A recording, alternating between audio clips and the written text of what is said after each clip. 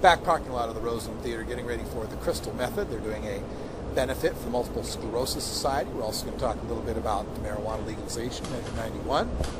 Let's step outside for a second because it's time to step outside for a second. So we'll head on back in just a moment and get ready for the show. Yeah! So isn't that the coolest thing where like, hey, I can go party and I can help people. That's awesome. So give yourself a hand for that. This multiple sclerosis, I don't know if you know this disease or you know people that have been afflicted by it. I know many people who have, some who are in the audience right now. And it's a tough thing. It's painful and it just wrecks your life. And there's this medication that we have that works fantastic. All right, how many people out here, I'm filming y'all, so everybody crowd in tight. Yeah. How many people out here get medical benefit from cannabis? How many people just like cannabis? How many people don't use cannabis and think, geez, that's not to be legal? Yeah, there's something out there too, man. This is about all of us. And like Urb was saying, this is about freedom. We're fighting for this, and we have to understand that not everyone gets this chance. I was just out on the road following around our opponents, the people who want to keep marijuana illegal. And I thought I would bring to you a few of their talking points to help you understand what they think of marijuana. One of the first ones he said, well, you know, they like to say that marijuana is safer than alcohol. That may be true, but all drugs are dangerous. I like to think that alcohol, tobacco, and marijuana are like jumping off a 10-story building, a 7-story building, or a 3-story building. Yes, I'd rather jump off the 3-story building because it's safer, but it's still not safe to jump off of a building. Okay. Here's another one they explained to me. They talk about using marijuana for 5,000 years, like the Chinese emperors did and the Egyptians used it. But that's not the same as today's marijuana. Yesterday's marijuana, natural marijuana, was 1% THC and had stems and seeds in it. And he shows a picture of some Mexican brickweed. And then next to it he says, man-made marijuana is up to 37% THC and has hardly any CBD. And I thought, you say that like it's a bad thing, first of all. But then I also thought, wait a minute, I cover all the High Times cannabis cups, and the highest THC they ever had was 28%. So the federal government really needs to start entering these cannabis cups. They've got 37% THC. And what's this thing about man-made marijuana? They said, well, people have crossbred it to bring out the CBD and they've changed the genetic makeup, essentially making it a genetically modified organism.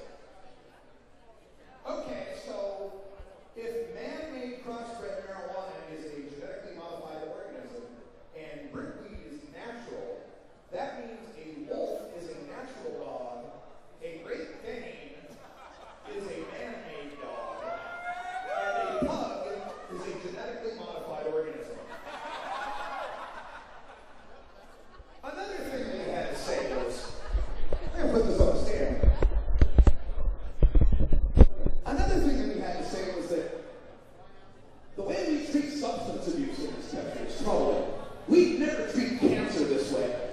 We wouldn't have someone who comes in with stage 1 cancer and then say, oh, you just have stage 1 cancer. You just go home.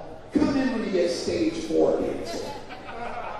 So I thought, well, how many joints do I have to smoke to get to stage 1 joint addiction?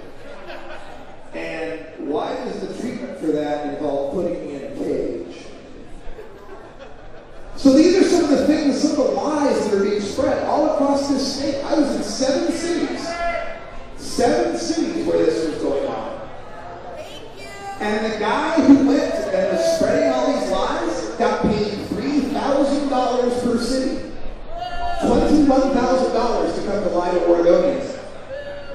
There was a part where they asked in one of the brochures, is marijuana addictive? And they said, yes, marijuana is a lot addictive like cigarettes.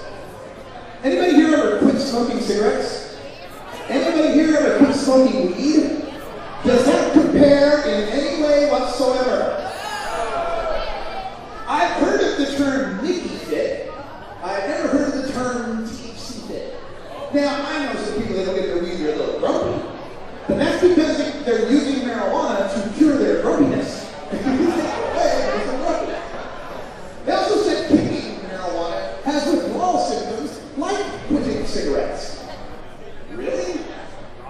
I've seen people ready to scratch your eyes out for a carton of cigarettes when they're trying to quit. I've seen people buying patches and gums and sprays and inhalers trying to quit cigarettes.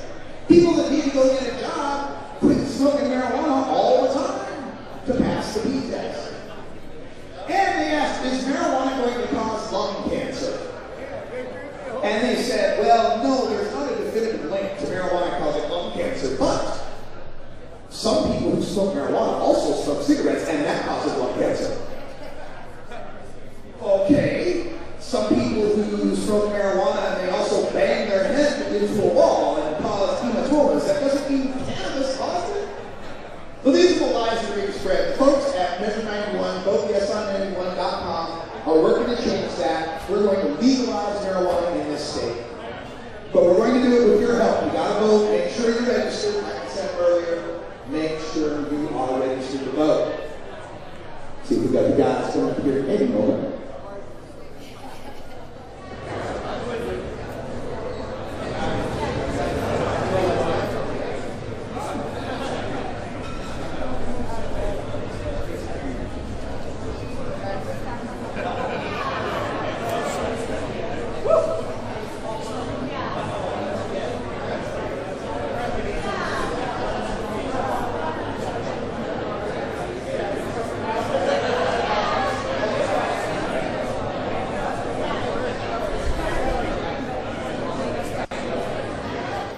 This is what happens when the act is scheduled to go on and they're still down in the green room. A little strange. Urb Thrasher was with me there as well. Yeah.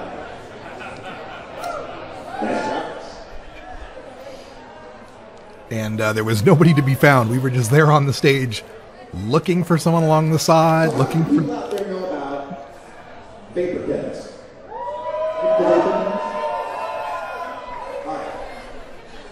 This is also a good thing. For years and years and years we've been smoking marijuana. And smoking marijuana is fine. I like doing it. But it is smoke.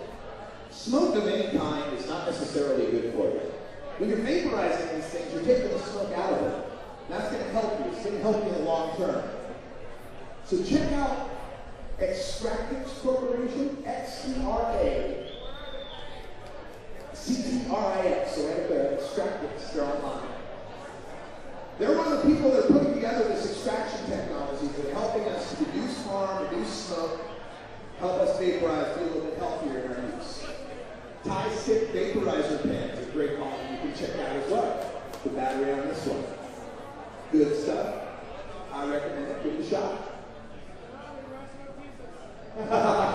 Now we have strict laws here.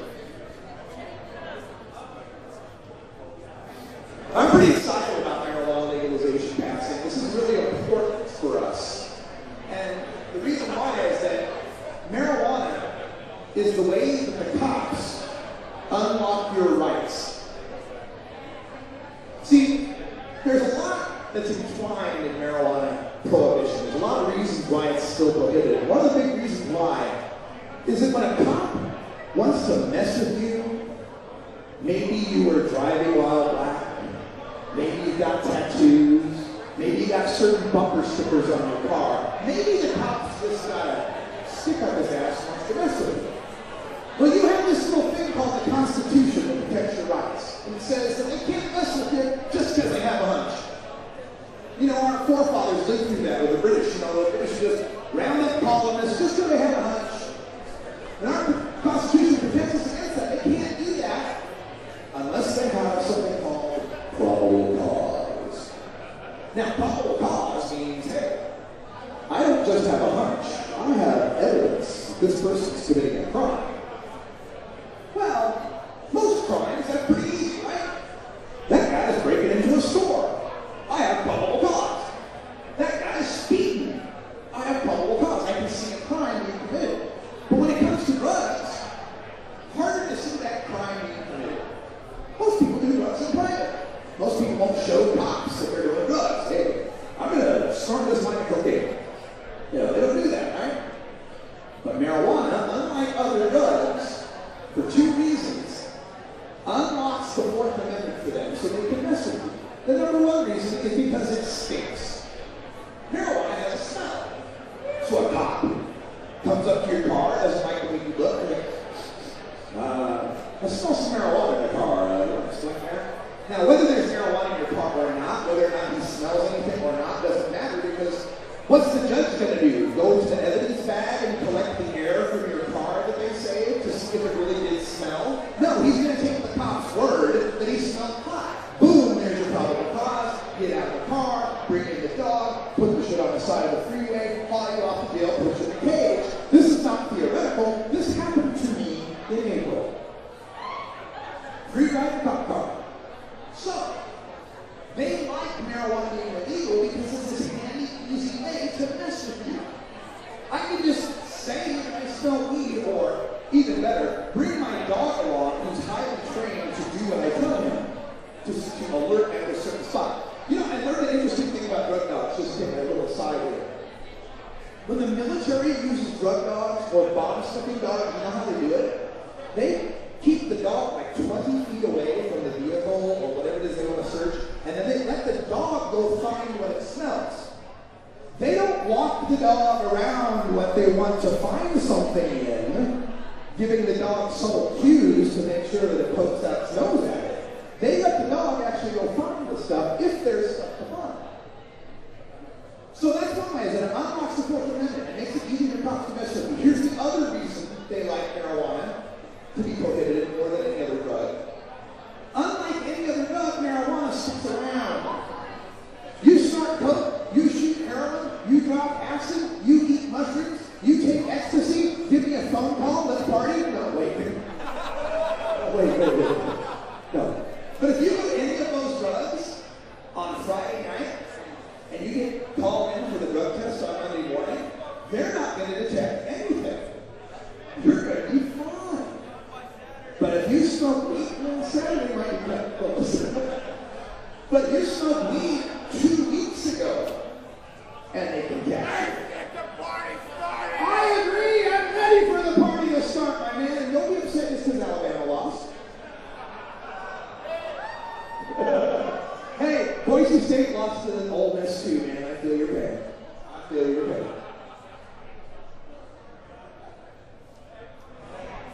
We're getting I understand. You're getting drunk, sir. I understand. That's not like cannabis. I understand. I understand.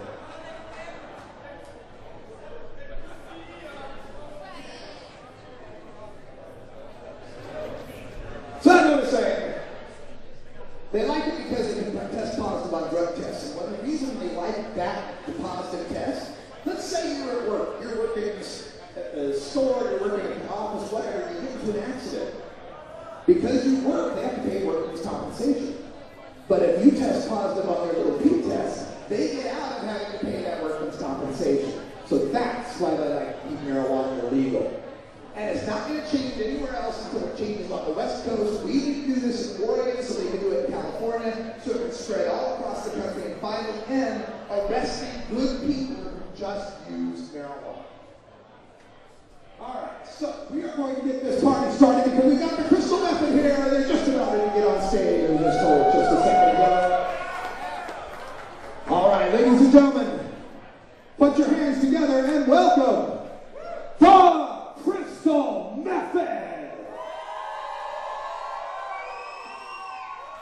So there we go, our show with the Crystal Method at the Roseland Theater last night, and it was great success. Got to see a lot of activists there. Lindsay Reinhardt was there with a crew of folks, and how appropriate Lindsay was there, as it was a benefit for the Multiple Sclerosis Society. Also met Candace, who's the head of the Oregon Multiple Sclerosis Society, and we will be having her on a show soon to discuss the intersection of the MS community with the cannabis community, and how we can get more information about cannabis to people with MS and more information about MS to the cannabis community. That's what we're working on here at 420 Radio, bridging the gap between cannabis and the mainstream, bringing it fully into the mainstream. And you can help out. Reach out to the people you know. Let them know you're a cannabis consumer. Let them know that you're a good person. That's all the time we got for Hour 1, but stay tuned for Hour 2. Videos of Marion County District Attorney Walter Beglau, and, of course, 3 videos from Kevin Sabet. For Wiz Khalico, I'm Radical Russ. Until next time, take care of each other, tokers. This is the Russ Belville Show. The Russ Belville Show is blogging and podcasting daily at radicalruss.com. You take a seed, you plant it, you grow it, you dry it, you roll it, you smoke it. You take a seed, you plant it, you grow it, you dry it, you roll it.